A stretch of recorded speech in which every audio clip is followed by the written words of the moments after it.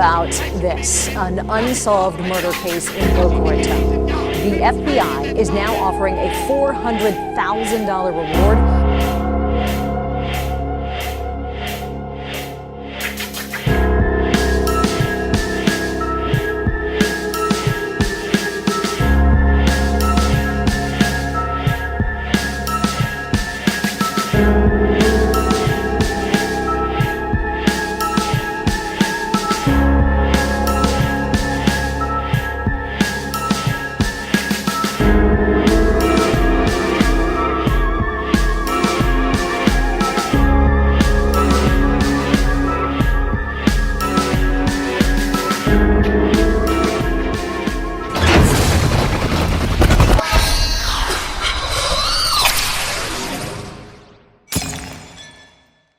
Hey, and welcome back to Unsolved Mysteries, the show where we cover death, disappearances, and odd occurrences. Today, we cover the Dyatlov Pass incident, a mystery that has remained for over 7 decades now. So with that out of the way, I'm Justin, or PBJ, and let's get right into this. On the morning of February 2nd, 1959, 9 bodies were found in the Ural Mountains in Russia, stranded about a kilometer away from their camp, and no official cause of death concluded. The search for an answer began. Before we dive deeper, we have to go in the background of this trip. The cold Russian winters are nothing to mess with, so it's no wonder why the motherland valued those who were brave enough to hike through it. Igor Dyatlov was the leader of the group and main organizer of the trip. Igor brought along his peers from university. They went on the trip to receive their grade 3 certification in trekking. At the time, this was the highest rank achievable in the Soviet Union. It required the hiker or hikers to trek 300 kilometers or 190 miles. The plane was to start at Dyatlov, then travel to Vizhai to rest and grab supplies. In the morning, they would set off to Goro-Ochen. During their trek, one of the members, Ural, had gotten ill from his heart defect and a knee injury and left the trip after. On the last day of January, the hikers arrived at the edge of a highland. The next day, they started to move through the pass. Somewhere along the way, whether due to weather or not, they lost direction and headed west to the top of Kolatsikila. After realizing their mistake, the group made camp at the slope of the mountain. It would have been odd for them to set up on the slope, as the wooded area beneath them would have provided better cover from the weather. Udin stated, Dyatlov probably didn't want to lose the altitude they had gained, or he decided to practice camping on the slope, end quote. Before leaving, Dyatlov had agreed to send a telegram to the sports club as soon as the group returned to Vizhai.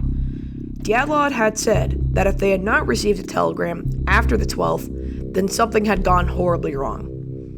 As fate would have it, no message had been sent or received since the week prior. The club then called a search and rescue team. On the 26th, the team had found the remains of the damaged tent. This baffled the party, as the only evidence was the 9 set of footprints leading in different directions, shoes and socks, and the fact that the tent was cut open from the inside.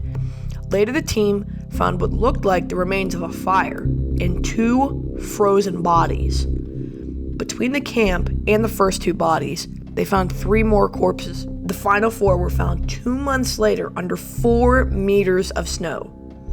After the bodies were exhumed during the post-mortem examination, the only conclusive evidence they knew was that the 6 had died of hypothermia, that there were no signs of any other people apart from the 9 hikers, that the tent was open from the inside, and that they left on their own accord, and some levels of radiation was left on one of the victims' clothing.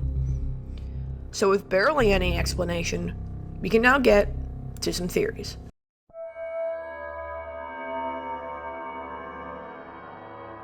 Theory number 1, the avalanche theory. This is the most widely accepted among the others. The creator of this theory is Benjamin Radford, who said that the group woke up in a panic and cut their way out of the tent, either because of an avalanche had covered the entrance to their tent, or because they were scared that an avalanche was imminent. Better to have a potentially repairable slit in the tent than risk being buried alive under its tons of snow. They were poorly clothed because they had been sleeping and ran to the safety of the nearby woods where trees would help slow oncoming snow. In the darkness of the night, they got separated into 2 or 3 groups. One group had made a fire, hence the burned hands, while the others tried to return to the tent to recover the clothing since the danger had passed. But it was too cold, and they all froze to death before they could locate their tent in the darkness. At some point, some of the clothes may have been recovered or swapped from the dead, but at any rate, the group of 4 whose bodies were severely damaged were caught in the avalanche and buried under 4 meters of snow, more than enough to account for the compelling natural forest the medical examiner described. Dubinia's tongue was likely removed by scavengers. This may have been very plausible as it explains the utter chaos of the situation. However, there is particularly damning evidence as the fact that the location had not had obvious signs of an avalanche. This stems from the idea that if an avalanche had occurred, the 2 bodies and the tent would have been swept away. Also damning comes from the absolute professionalism of Dyatlov as he was about to receive his master's certification in hiking. Also, speculated by analyzers of the mountain agreed that if an avalanche had occurred, then it would have missed the camp. Theory number 2, military tests. This theory states that the campsite was located on a Soviet parachute mine exercise. This theory alleges that the hikers, woken by loud explosions, fled the tent in a shoeless panic and found themselves unable to return for a supply retrieval. After some members froze to death attempting to endure the bombardment, others commandeered their clothing only to be fatally injured by subsequent parachute mine concussions. There was certainly evidence of these tests that existed at one point. It also coincides with the reports of glowing orange orbs falling from the sky that night. A similar theory has to do with nuclear weapons, which is almost entirely based on the radioactivity found on one of the victims' clothing. Otherwise, there was absolutely no other evidence I could find about the nuclear weapons, other than the Soviet government classifying the information about secret tests. The third theory, the Yeti theory. This theory is largely discredited because the existence of Yetis is still disputed. This theory states that a Yeti-like creature had awoken the hikers. The hikers had attempted to run away from the Yeti, but died from the cold. The only real evidence comes from the wound found on one of the victims. Otherwise, there's no other evidence to support this theory. Whether Dyatlov and his team were frightened by an avalanche, experimented like lab rats by the Soviet military, or yes, even killed by a Yeti, the mystery of what happened on that night of 1956 may forever be unsolved.